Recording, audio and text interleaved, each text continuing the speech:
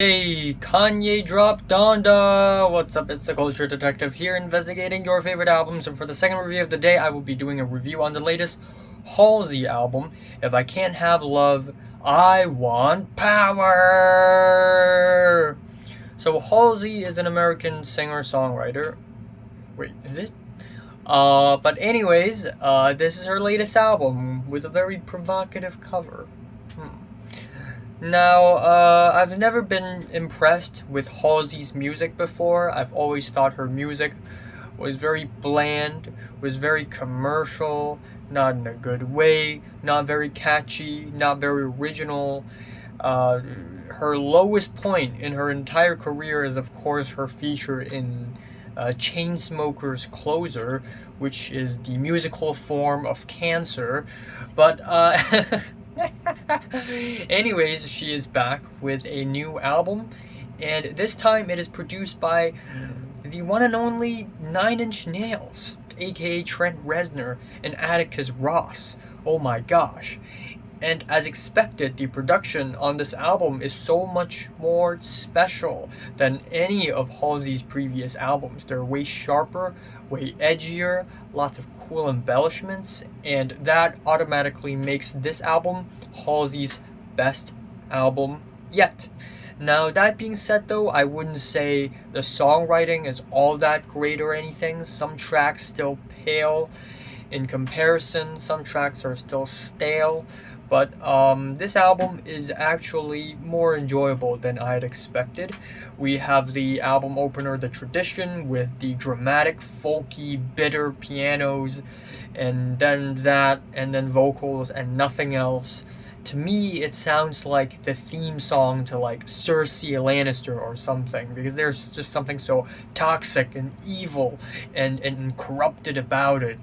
And lyrically, it is about a girl wanting to find love, finally finding a man just to feel empty, and then realizing that it's just a tradition. And this theme of wanting love, heartbreak, pretty much goes on for the rest of the album, but given that obviously Halsey's pregnant and has already given to birth to a child, there are also more ideas and lyrical topics of,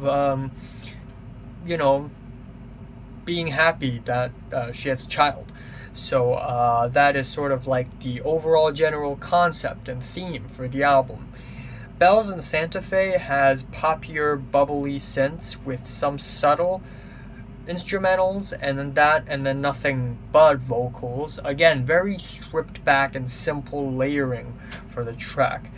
And while I think instrumentally this track is pretty damn good, I think lyrically this track falls flat in a lot of ways. Like, Jesus needed a 3-day weekend to sort out all of his bullshit. And Jesus, you have better lips than Judas. Look, man, I get it. You've read the New Testament. I get it. But this is kind of dumb. Anyways, next up we have Easier Than Crying, easily one of the better tracks on the album. We have a nice irregular rhythm, slapping drumsticks, a buzzing bass, whispery verses, plus loud, noisy choruses. It is an amazing songwriting structure for Halsey.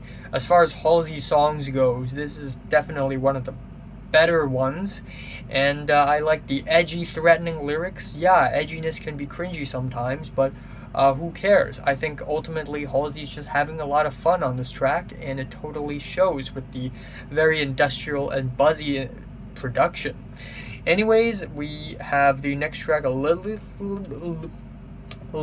which I think is the name of like a sex demon or something. And contrary to the demonness of the track title, this track actually has these easygoing drums and light synths, and it kind of sounds like a Maroon 5 song, but better, I guess. And again, even though I like the production and I think the instrumentals aren't really all that bad, the I've been disrupted, I've been corrupted, it's just a little lame, a little cheesy, especially the little glitches that Trent Reznor adds to corrupted, and then the vocals sort of glitch a little bit. And yeah, I mean, it's fun, but at the same time, if if Halsey overdoes this edginess, it just becomes dumb.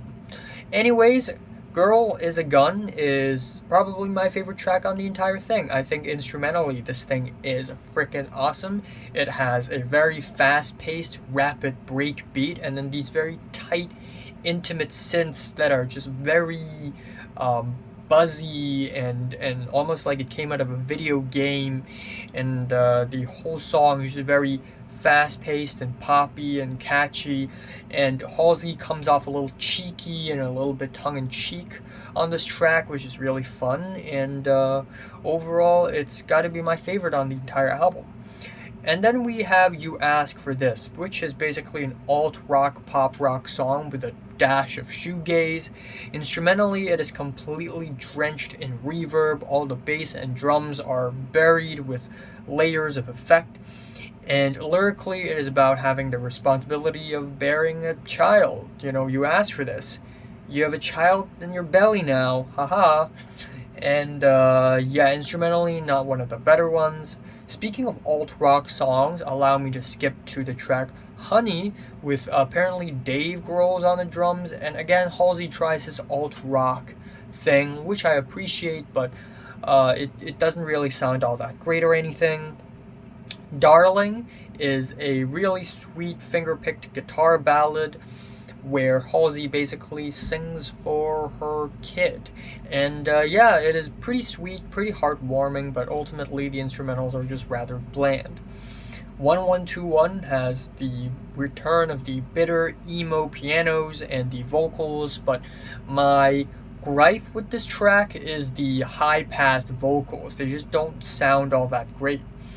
Whispers pretty much lives up to its titles, where between verses you would hear Halsey just whispering in your ear, which seems like a cool concept, but just didn't really have that much of a payoff, I guess. The dramatic pianos return, the lyrics deal with the inner demons, and overall it's just a pretty regular average cut, unfortunately.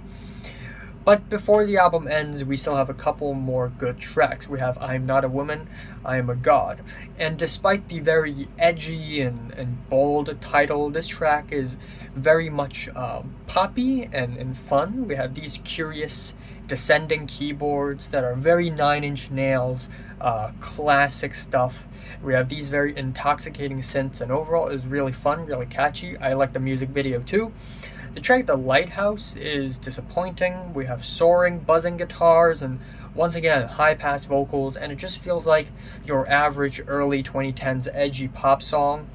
And also The Lighthouse. The Lighthouse?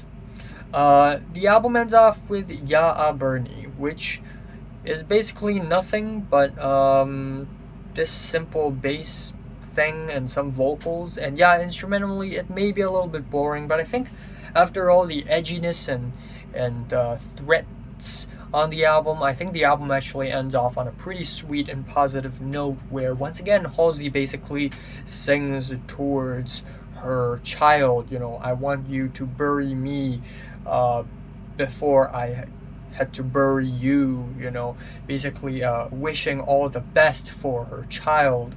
And I think it's just pretty nice that the album ends off on such a happy and warm note. So yeah, these are my thoughts on Halsey's latest album. I think yeah, my favorite track here is Girl is a Gun. My least favorite is Lilith. I'm giving Halsey's If I Can't Have Love, I Want Power a decent 6 out of 10. So, have you listened to the latest Halsey album from 1 to 10? How much did you rate it? Like and subscribe if you want more, and thanks for watching.